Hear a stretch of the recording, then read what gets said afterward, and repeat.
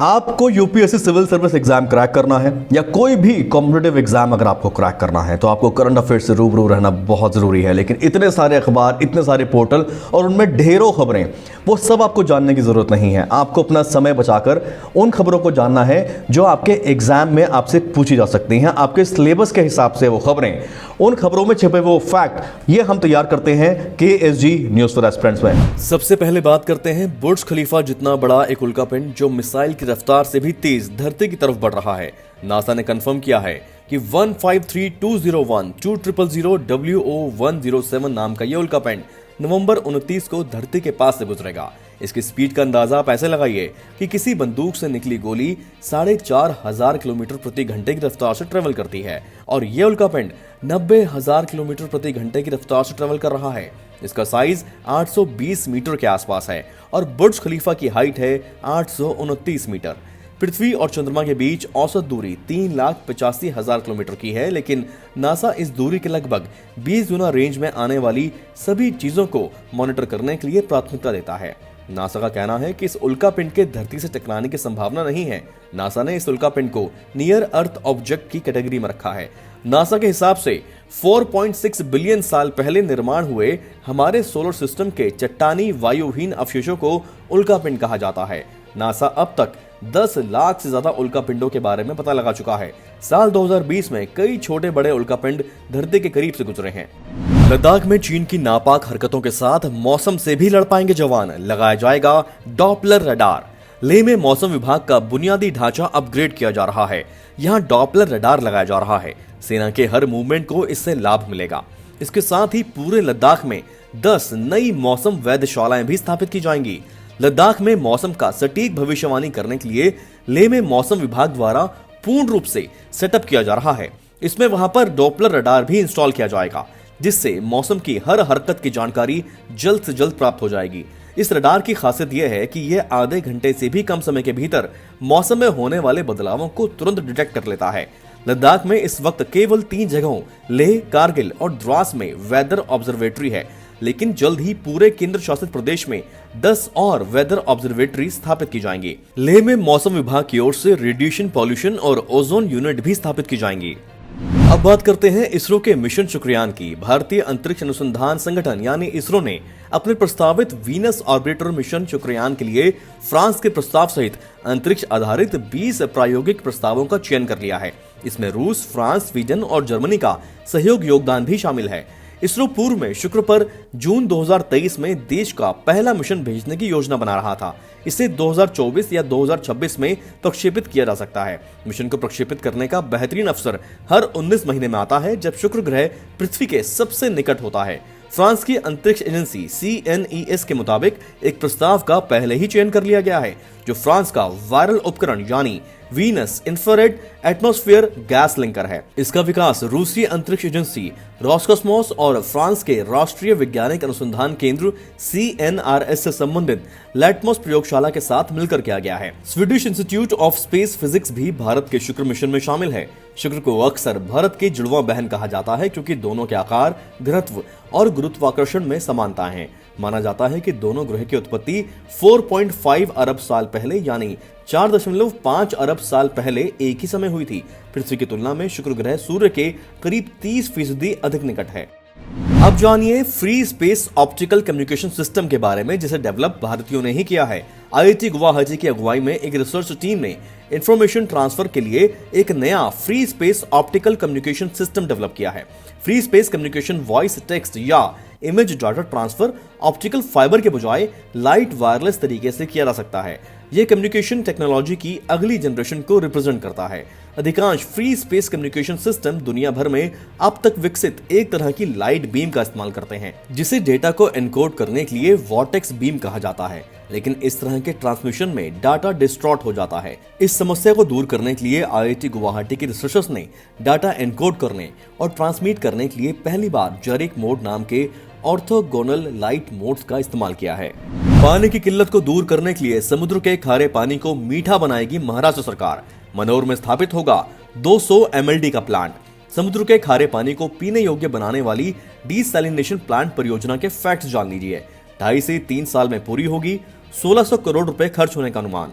3 से 4 पैसे प्रति लीटर खर्च होंगे। प्लांट के लिए 25 से 30 एकड़ भूमि का भी इस्तेमाल होगा। डीसैलिनेशन प्लांट्स के बारे में कुछ मुख्य फैक्ट्स की बात करते हैं। डीसैलिनेशन प्लांट खारे पानी को पीने के लिए उपयुक्त बनाता है। इसके लिए सबसे ज्यादा इस्तेमाल की जाने वाली तकनीक है रिवर्स ऑस्मोसिस, जिसके जरिए वाटर मॉलिक्यूल से नमक और अन्य अशुद्धियों को अलग किया जा सकता है। अब बात करते हैं इसके चैलेंजेस की। डीसैलिनेशन पेयजल उत्पन्न करने का एक महंगा तरीका है। इसके लिए बहुत ज्यादा मात्रा में एनर्जी की जरूरत होती है। डीसैलिनेशन प्रोसेस के बाद बचे हुए बाय प्रोडक्ट का निपटारा भी एक चैलेंज है। ज्यादातर जगहों पर नमक को वापस समुद्र में डाल दिया जाता है, लेकिन ऐसी भी शिकायतें सामने आई हैं कि इससे आसपास के इकोसिस्टम को गंभीर नुकसान पहुंचता है।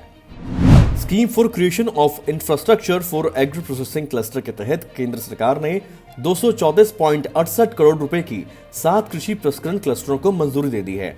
इसमें शामिल राज्यों की बात करते हैं। मेघालय, गुजरात, मध्य प्रदेश, कर्नाटक और महाराष्ट्र जैसे राज्यों को ये मंजूरी मिली है, जिसमें 60.87 करोड़ रुपए की अनुदान सहायता भी शामिल है। इन परियोजनाओं से 173.81 करोड़ रुपए के निजी निवेश आने और 7,750 लोगों को रोजगार मिलने की भी संभावना है। देश में एग्रो प्रोसेसिंग क्लस्टर की स्थापना को प्रोत्साहित करने के लिए प्रधानमंत्री किसान संपदा योजना के तहत साल 2017 में एग्रो प्रोसेसिंग क्लस्टर के निर्माण की योजनाओं को मंजूरी दी गई थी। इस योजना का उद्देश्य उद्यमियों को क्लस्टर दृष्टिकोण के आधार पर फूड प्रोसेसिंग यूनिट्स की स्थापना के लिए प्रोत्साहित करने के लिए मॉडर्न इंफ्रास्ट्रक्चर का विकास करना है। नेशनल मिल्क डे, जाने इसका इतिहास, महत्व और कुछ रोचक तथ्य। भारत में 26 नवंबर को राष्ट्रीय दूध दिवस यानी नेशनल मिल्क डे मनाया जाता है। नेशनल मिल्क डे और वर्ल्ड मिल्क डे दो अलग अलग कार्यक्रम हैं और अलग अलग तिथियों पर अलग अलग महत्व के साथ मनाए जाते हैं। नेशनल मिल्क डे को 2014 में खाद्य और कृषि संगठन द्वारा स्थापित किया गया था। यह दिन डॉक्टर वर्गीस कुरियन को सम्मानित करने के लिए समर्पित है, जिन्हें भारत की श्वेत क्रांति का जनक माना जाता है। 26 नवंबर को उनकी जयंती भी है। यह दिन देश की डेयरी इंडस्ट्री और डेयरी प्रोडक्शन में उनके योगदान को भी उजागर करता है। दूध हमारे जीवन में बहुत इंपॉर्टेंट है, हमारी हेल्थ के लिए बहुत इंपॉर्टेंट है। दूध कैल्शियम का सबसे अच्छा स्रोत है और दुनिया में एक ऐसा एकमात्र पेय है जिसमें इतनी बड़ी मात्रा में प्राकृतिक पोषक तत्व होते हैं। डॉक्टर वर्गीस ने देश को दूध के अपने उत्पादन केंद्रों को सक्षम करने की दिशा में काम किया। उन्हें रैमन मैग्सेसे पुरस्कार, विश्व खाद्य पुरस्कार, पद्मश्री, पद्म विभूषण, पद्म भूषण और वॉटिलर शांति पुरस्कारों से सम्मानित किया गया है। अब बात करते हैं भारत के संविधान दिवस की। 26 नवंबर को भारत में कॉन्स्टिट्यूशन डे यानी संविधान दिवस मनाया जाता है। इस दिन को राष्ट्रीय कानून दिवस के रूप में भी जाना जाता है। यह दिन भारत में संविधान को अपनाने की याद दिलाता है। 1949 में 26 नवंबर को भारत की संविधान सभा ने भारत के संविधान को अपनाया था, जो 1950 से लागू हुआ। Ministry of social justice and empowerment ने 26 नवंबर को संविधान दिवस के रूप में मनाने के निर्णय की अधिसूचना 19 नवंबर 2015 को जारी की थी। नागरिकों के बीच संविधान मूल्यों को बढ़ावा देने के लिए यह दिवस मनाया जाता है। भारतीय संविधान दुनिया का सबसे लंबा लिखित संविधान है। 26 नवंबर को मनाया जाता है विश्व पर्यावरण संरक्षण दिवस यानी वर्ल्ड एनवायरमेंट प्रोटेक्शन डे। यह दिवस हर साल पर्यावरण संतुलन को बनाए रखने और लोगों को जागरूक करने के संदर्भ में सकारात्मक कदम उठाने के लिए मनाया जाता है। यह दिवस संयुक्त राष्ट्र पर्यावरण कार्यक्रम यानी UNEP के द्वारा आयोजित किया जाता है। UNEP एक प्राथमिक अंतर्राष्ट्रीय पर्यावरणीय एजेंसी है, जिसका मूल उद्देश्य पर्यावरणीय परिस्थितियों के संदर्भ में न केवल समीक्षा करना है, बल्कि पर्यावरणीय सहयोग को बढ़ावा देना भी है। अब देखिए डे इन हिस्ट्री, इतिहास में दर्ज 26 नवंबर को हुई देश और दुनिया की प्रमुख घटनाएं। 26 नवंबर 1960 को भारत में पहली बार कानपुर और लखनऊ के बीच STD सेवा शुरू हुई थी।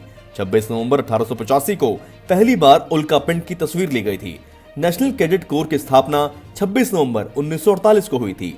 26/11/2008 ताज होटल समेत मुंबई के कई इलाकों में आतंकवादियों ने हमला किया था। इसमें 164 लोग मारे गए थे।